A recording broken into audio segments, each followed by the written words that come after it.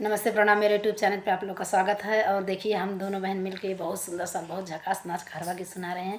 आप लोग सुनिएगा, ढेर सारा प्यार दुलार आशीर्वाद भरपूर दीजिएगा। और चैनल पे नए हो, चैनल को लाइक सब्सक्राइब जरूर करिएगा प्लीज़। हमको जो काम हुआ है इससे खुजली हो रहा है दीजिएगा। और वीडियो देखने के लिए तहे दिल से धन्यवाद। आप लोग चैनल को लाइक सब्सक्राइब जरूर कर लीजिएगा। कमाल कैले बा हो कमाल कैले बा, कमाल कैले बा हो कमाल कैले बा कि हमर पियावा सवर का कमाल कैले बा, हमर पियावा सवर का कमाल कैले बा कि पहिले खियावत रहले दाल भात चोखा, पहिले खियावत रहले दाल भात चोखा कि अब दूध रोटी सान के तैयार कैले बा, अब दूध रोटी सान के तैयार कैले बा।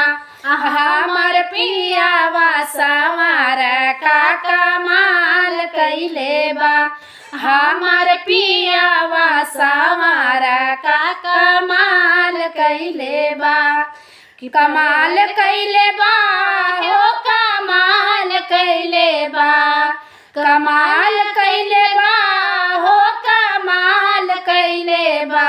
हमर पियावा सवार का कमाल कैले बा, हमर पियावा सवार का कमाल कैले बा।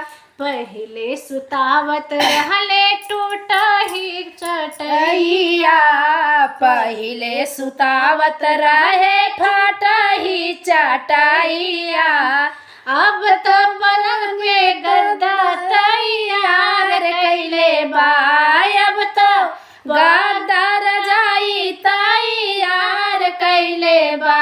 हमर पियावा सवार का कमाल कैले बा, हमर पियावा सवार का कमाल कैले बा, कमाल कैले बा हो कमाल कैले बा।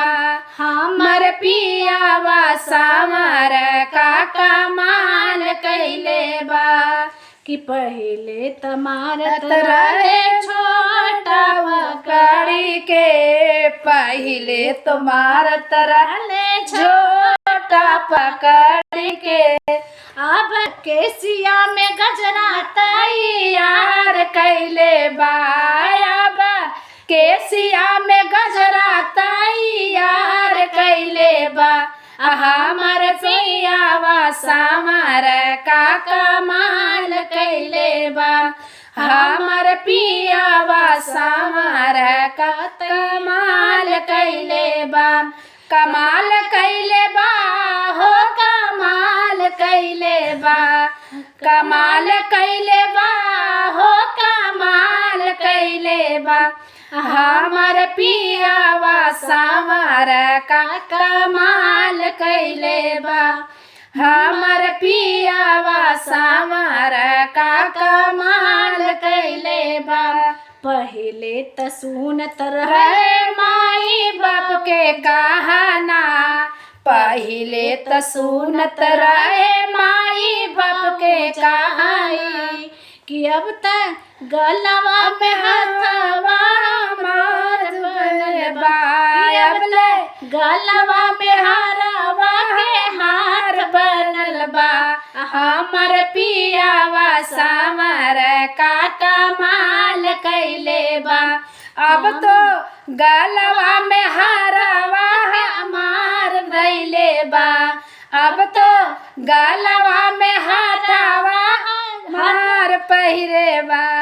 पिया हमारो सवार का कमाल कैले बा कि पिया हमारो सवार का कमाल कैले बा, कमाल कैले बा हो कमाल कैले बा, कमाल कैले बा हो कमाल कैले बा। पियावा सवार का हमार पिया